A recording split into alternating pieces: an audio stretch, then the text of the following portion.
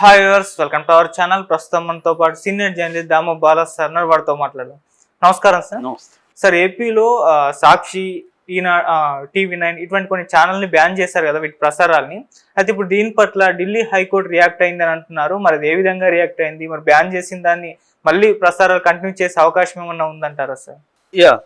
మనకి మామూలుగా మనం ఆల్రెడీ దీని మీద చెప్పుకున్నాము. ఎందుకంటే ఈ గవర్నమెంట్ ఫామ్ కాకముందే ఎంఎస్ఓ అంటే మల్టీ సిస్టమ్ ఆపరేటర్స్ అంటారు. ఎంఎస్ఓల ద్వారా సాక్షి, తర్వాత ఎన్టీవీ, టీవీ9, 10TV ఈ 4 టీవీ ఛానళ్ళ ప్రసారాల్ని ఆపేశారు ఆంధ్రప్రదేశ్లో. అప్పటికి ఇంకా గవర్నమెంట్ ఫామే కాలేదు, కానీ ఆల్రెడీ తెలుగుదేశం నాయకులు వాళ్ళని బెదిరించి ఆపేశారు. గతంలో కూడా జగన్ కూడా ఆంధ్రజ్యోతి, టీవీ5 వీటిని చాలా చోట్ల రానివ్వలేదు. బట్ ఈ స్థాయిలో అయితే సిస్టమేటిక్గా చేయలేదు. ఎందుకంటే ఈనాడు వెళ్ళింది, జ్యోతి వెళ్ళింది, ఏబిఎన్లు ప్రసారాలు అవుతూనే ఉన్నాయి. కొన్ని చోట్ల ఏదో ఆపినట్టుగా మనకు అర్థమవుతుంది. కానీ ఇప్పుడు సిస్టమేటిక్గా అసలు కంప్లీట్గా 15 మంది ఎంఎస్ఓలు కంప్లీట్గా 15 ఎంఎస్ఓస్ స్టాప్ చేసేసారు. సో దీనికి వ్యతిరేకంగా నిరసన తెలియజేశారు, కానీ అది ఎవరు పట్టించుకోలేదు. దాంతో ఎన్బిఎఫ్కి కంప్లైంట్ చేశారు, అంటే న్యూస్ బ్యూరో ఫెడరేషన్ వాళ్ళకి కంప్లైంట్ చేశారు. వాళ్ళు ఈ ఎన్బిఎఫ్ కూడా ప్రకటనలు ఇచ్చింది, నిరసన తెలియజేసిన అన్ని చేశారు. దాంతోపాటు వాళ్ళు ఏం చేశారంటే ఢిల్లీ హైకోర్టులో పిటిషన్ వేశారు. ఢిల్లీ హైకోర్టులో ఎందుకు వేశారంటే ఈ కేంద్ర ప్రసార మంత్రిత్వ శాఖ ఢిల్లీ పరిధిలో ఉంటుంది కాబట్టి ఈ ఎన్బిఎఫ్ ఢిల్లీలో హైకోర్టులో కేసు వేశారు. దీని మీద విచారణ జరిపి సమగ్రంగా పరిశీలించిన తర్వాత ఢిల్లీ హైకోర్టు ఈ 15 మంది ఈ ఎంఎస్ఓలకి నోటీసులు పంపించింది. ఇది కరెక్ట్ కాదు, మీరు అర్జెంటుగా ఈ 4 ఛానళ్ళకి మళ్ళీ ప్రసారాల్ని వదలండి, ప్రజలకు అందించండి. ఇలాగ టార్గెట్గా కొన్ని మీడియా హౌసులు వాళ్ళ అభిప్రాయాలు చెప్పుకునే స్వేచ్ఛను ఆపడం అనేది ఇది ఖచ్చితంగా రాజ్యాంగ విరుద్ధము అని చెప్పి హైకోర్టు చెప్పింది. ఇది ఒక రకంగా వీళ్ళకి ఓరట అని చెప్పచ్చు సాక్షి వాటికి.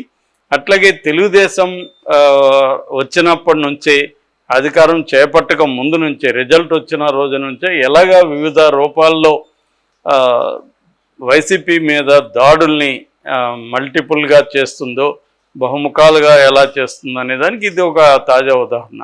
మనం రోజు అనేకం చెప్పుకుంటూనే ఉన్నాం, అందులో ఇది ఒకటి. ఇది ఏంటంటే మీడియాని దెబ్బతీయడం. అది జగన్ చేయలేదంటే జగన్ కూడా అదే పని చేస్తాడు. జగన్కి కూడా మీడియా 4 దుష్ట చతిష్ట ఆయన పేరు పెట్టాడు. టీవీ5, ఏబిఎన్, తర్వాత ఈనాడు, వీటిని తను ఎప్పటి నుంచో ఎక్స్పోజ్ చేస్తున్నాడు. చంద్రబాబు నథింగ్ నా ముందు, మనం మీడియాతోనే మన యుద్ధం, అసలు యుద్ధం అని చెప్పినాడు. అది వాస్తవం కూడా. ఎందుకంటే మీడియా మన ముఖ్యంగా ఆంధ్రజ్యోతి, ఈనాడు, టీవీ5, మహా టీవీ, ఏబిఎన్ వీళ్ళు అసలు చంద్రబాబు కంటే కూడా ఎక్కువగా తెలుగుదేశాన్ని ఓన్ చేసుకొని ఈ ఏబిఎన్ కావచ్చు, టీవీ5 కావచ్చు, ఈనాడు కావచ్చు, జ్యోతి కావచ్చు, వీళ్ళు చాలా స్ట్రాంగ్గా జగన్ ఓడించడానికి తీవ్రంగా కృషి చేశారు. అది అందరికి తెలుసు కూడా. వాళ్ళు ఇండిపెండెంట్ మీడియా అని పేరుకే కానీ వాళ్ళు తెలుగుదేశం మీడియా అనేది, అఫిషియల్ మీడియా కాకపోయినా అనఫిషియల్గా తెలుగుదేశం మీడియాని. సో అది క్లియర్గా జగన్ వర్సెస్ మీడియా అన్న పోరాటమే బలంగా కనపడింది. సో అందువల్ల నేచురల్గా జగన్ కూడా తెలుగుదేశానికి సంబంధించిన మీడియాని తన వీలైన పద్ధతిలో దెబ్బకొట్టాలని ట్రై చేశాడు. అందులో భాగంగానే సాక్షికి యాడ్లు ఇవ్వాలి కాబట్టి, సాక్షికి సర్క్యులేషన్ లేదు కాబట్టి 200 ప్రతి సచివాలయాలకి కేటాయించడం, ఆ 200లో సాక్షి మాత్రమే సబ్స్క్రిప్షన్ రేటు దానికి వస్తుంది కాబట్టి దాన్ని కొనేట్టుగా చేయడం, దానివల్ల ఈనాడు సర్క్యులేషన్ తగ్గిపోవడం, ఈనాడికి యాడ్లు తగ్గిపోవడం. సో ఇవి చేయగలిగాడు. అంటే కొంతవరకు జగన్ ఏం చేయగలిగాడు, యాడ్స్ని కట్ చేయడం, జనంలో ఎక్స్పోజ్ చేయడం, ఇట్లాంటివి చేయగలిగాడు. కానీ సిస్టమేటిక్గా ప్రసారాలని ఆపలేకపోయాడు జగన్. అక్కడ రానికుండా ఏం చూసుకోలేదు. సో ఆ రకమైన జగన్ అంటే జగన్కి ఏ స్థాయి పోరాటం చేతనం అవుతుందో అది చేశాడు. ఇప్పుడు వీళ్ళకి ఏ స్థాయి పోరాటం చేతనం అవుతుందో అది చేస్తున్నాను. నేను చాలాసార్లు చెప్తున్నాను, జగన్ వర్సెస్ చంద్రబాబు కంపేర్ చేస్తే చంద్రబాబు అన్ని రకాలుగా బెటర్ ఎక్విప్డ్, తనకున్న బలాలు జగన్తో పోలిస్తే స్ట్రాంగ్. కాబట్టి చంద్రబాబు దెబ్బ చాలా స్ట్రాంగ్గా పడుతుంది జగన్ మీద, జగన్ దెబ్బ అంత స్ట్రాంగ్గా పడదు. దానికి సింపుల్ ఎగ్జాంపుల్ ఏంటంటే, జగన్ అధికారంలో ఉన్నా కూడా చంద్రబాబు పని చేయనీయకుండా చేయగలిగాడు జగన్ని. అంటే విధాన నిర్ణయాలు తీసుకోనీయకుండా చేయగలిగాడు. అమరావతిని మార్చగలిగాడు, జగన్ మార్చలేకపోయాడు కదా, అనుకున్నాడు కానీ చేయలేకపోయాడు. చంద్రబాబు ఆపగలిగాడు కదా. సో అలాగా, అంటే అదొక ఎగ్జాంపుల్. అలాగా అన్ని విషయాల్లో కూడా జగన్ని దెబ్బ కొట్టడం అనేది చంద్రబాబు అధికారంలో లేకపోయినా చేయగలిగాడు. అంటే అధికారంలో ఉంటే ఇంకెలా చేయగలడు అనేది చూడాలి. ఓన్లీ నీకు అన్ని రకాల శక్తులు ఉంటే నువ్వు ఎల్లప్పుడూ అధికారం చలాయిస్తావంటే చలాయించలేరు. ఎందుకంటే ఫైనల్గా ప్రజలకు నచ్చితేనే కదా ఎవరైనా అధికారంలో ఉంటారు. కాబట్టి ప్రజల్లో వ్యతిరేకత వచ్చేస్తే నీ బలాలు ఎంత ఉన్నా కూడా ప్రజల మైండ్ సెట్ని మార్చడం అనేది అంత ఈజీ కాదు. అది మోడీ విషయంలోనూ ప్రూవ్ అయింది, చంద్రబాబు విషయంలో కూడా 2019లో ప్రూవ్ అయింది. సో అందుకని 23కి పరిమితం చేశారు. సో ఈ కాంటెక్స్ట్లో ఇప్పుడు మరి దీన్ని ఈ 15 మంది ఎంఎస్సీ వాళ్ళు ఫాలో అవుతారా హైకోర్టు ఉత్తర్వుని, లేదా వీళ్ళు మళ్ళీ సుప్రీంకోర్టుకి వెళ్తారా? దీన్ని ప్రొలాంగ్ చేయొచ్చు కదా సుప్రీంకోర్టుకి వెళ్తే.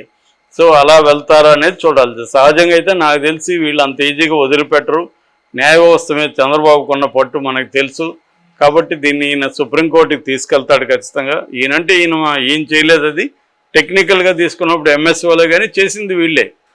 గతంలో ఇక్కడ కేసీఆర్ చేయలేదా? ఇదే పద్ధతి కేసీఆర్ కూడా ఎంఎస్సీ వాళ్ళని ఉపయోగించి కేసీఆర్ ఆంధ్రజ్యోతి, TV9 లాంటి వాటిని తొక్కేశాడు ఇక్కడ. మరి ఇదే ఆంధ్రజ్యోతి ఏమో అక్కడేమో రివర్స్లో ఉంటుంది. ఇక్కడేమో నా హక్కులు, మీడియా హక్కులు అని మాట్లాడతారు. సో మీడియా అనేది ఇవాళ అమాయకంగా మనం మీడియా హక్కు, జర్నలిస్టుల హక్కులు ఇవన్నీ అమాయకంగా ఉంటాయి తప్ప, మీడియా అంటే ఇవాళ మీడియా యజమానులు అంటే పొలిటికల్ లీడర్సే, పొలిటికల్ పార్టీలే. సో మీడియా అంటే నథింగ్ బట్ పొలిటికల్ పార్టీలే ఇవాళ ఎసెన్స్లో. సో మీడియా విడిపోయింది. ఏ పొలిటికల్ పార్టీకి సపోర్ట్ చేస్తుందో ఆ పొలిటికల్ పార్టీకి కంప్లీట్గా సపోర్ట్ చేస్తుంది. ఇంతకుముందు అంటే మీడియా క్రిటికల్గా ఉండేది, క్రిటికల్ సపోర్ట్ అనేవాళ్ళు. ఒకవేళ సపోర్ట్ చేసినా కూడా కొన్ని విషయాల్లో పొలిటికల్ పార్టీని విమర్శించేది. ఒకప్పుడు ఈనాడు లాంటి సంస్థలు కూడా అధికారంలో వచ్చే వరకు ఒక పొలిటికల్ పార్టీని సపోర్ట్ చేసినా, వచ్చినాక ప్రజా వ్యతిరేక విధానాలు ఏమన్నా ఉంటే బ్యాలెన్స్గా మాట్లాడే ఒక సంప్రదాయం ఉండేది గతంలో. ఇవాళ అది లేదు. ఇవాళ ఏంటంటే ఒక వ్యక్తిని నేను చంద్రబాబుని సపోర్ట్ చేస్తే 100% చేస్తా, 100% జగన్ వ్యతిరేకిస్తా. ఇంకా దీంట్లో మిడిల్ గ్రౌండ్ అనేది లేదు. అట్లాగే రివర్స్లో జగన్ని సపోర్ట్ చేస్తే 100% జగన్ ఏ తప్పు చేసినా కూడా నేను జగన్నే సపోర్ట్ చేస్తా, చంద్రబాబుని దారుణంగా వ్యతిరేకిస్తా. అంతేగాని క్రిటికల్ సపోర్టు, ఒకవేళ నువ్వు చంద్రబాబుని సపోర్ట్ చేయి కానీ క్రిటికల్గా ప్రజా వ్యతిరేక విధానాలు ఏమన్నా చంద్రబాబు చేస్తుంటే ఆయన విమర్శించడం, ఎత్తి చూపించడం ఇది లేదనమాట. సో అందువల్ల ఇవాళ మిడిల్ గ్రౌండ్లో ఉండి పనిచేయడం అనేది జర్నలిస్టులకైనా, మేధావులకైనా, ప్రజాసంవాదులకైనా, పౌర సంఘాలకైనా చాలా చాలా డిఫికల్ట్. ఏదన్నా ఒక దాని వైపు ఉంటే నీకు ఇబ్బంది తక్కువ. ముఖ్యంగా అధికార పక్షంలో ఎవరు ఉంటే వాళ్ళతో ఉంటే నీకు ఏ బెడదా లేదు. ఎందుకంటే నీకు ప్రతిపక్షం అంత స్ట్రాంగ్ కాదు కాబట్టి నేనేం చేయలేదు. అందుకని మ్యాక్సిమం మనం చూస్తే అధికార పక్షం వైపే, ఒకప్పుడు జగన్ వైపు మాట్లాడే వాళ్ళు కూడా ఇప్పుడు మెల్లగా అధికార పక్షం వైపు ఎందుకు వచ్చిందలే మనకని వెళ్ళిపోతున్నారు. సో ఇది ప్రజాస్వామ్యంలో మీడియా అనేది 4th పిల్లర్గా అంటారు మనకి, వాచ్ డాగ్ అని. కానీ ఇప్పుడు మీడియాని క్యారెట్ అండ్ స్టిక్ పాలసీ, అంటే వాళ్ళకి ఏదైనా వేయడం, వాళ్ళని తమ వైపున లెక్కోవడం, లేదంటే ఆ సంస్థల్ని కొనేసుకోవడం, తమ గ్రిప్పులో పెట్టుకోవడం, లేదంటే బెదిరించడం, కేసులు పెట్టడం, జైలుకు పంపించడం, ఈ టెక్నిక్స్ని ఫాలో అవుతున్నారు అన్నమాట. సో ఈ క్రమంలో ఇప్పుడు చంద్రబాబు కూడా అదే చేస్తున్నాడు. హైకోర్టు తీర్పు అనేది అయితే సాక్షి వాళ్ళకి ఊరట అని చెప్పొచ్చు, కానీ ఇది అమలవుతుందా అనేది చూడాలి.